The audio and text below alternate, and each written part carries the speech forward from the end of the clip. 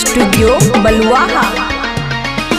अब तू बुझे बाबू दिलवा के रानी रे, अब तू बुझे बाबू दिलवा के रानी रे।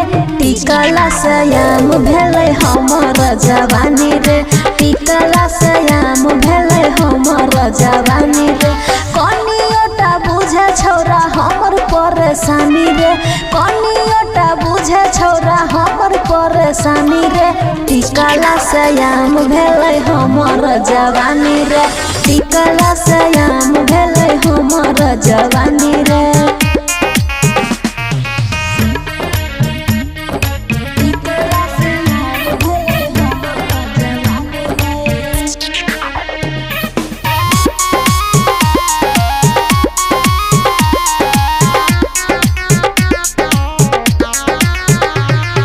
छोटे सा छौरे छौरा तोरे पधियान रे, तबो नहीं छौरे छौरा तोरा ज्ञान रे। छोटे सा छौरे छौरा तोरे पधियान रे, तबो नहीं छौरे छौरा तोरा ज्ञान रे। कनियोटा देना बाबू प्यार के निशानी रे, कनियोटा देना बाबू प्यार के निशानी रे।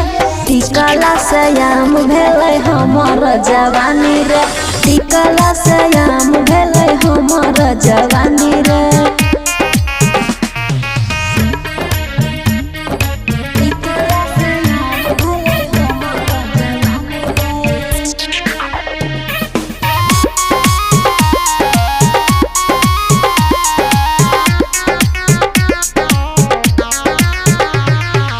एक बेर चीख लेना बेर बेर एबही, हमर स्वाद छौरा कतहु न पेबही।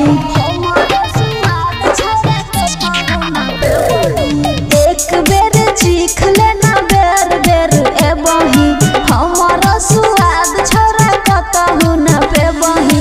तोरे नाम के लियो छौरा अपन जिंदगानी रे, तोरे नाम के लियो छौरा अपन जिंदगानी रे। टिकला सयाम भेले हमर जवानी रे, टिकला सयाम भेले हमर जवानी रे। खुशी रिकॉर्डिंग स्टूडियो बलुआहा।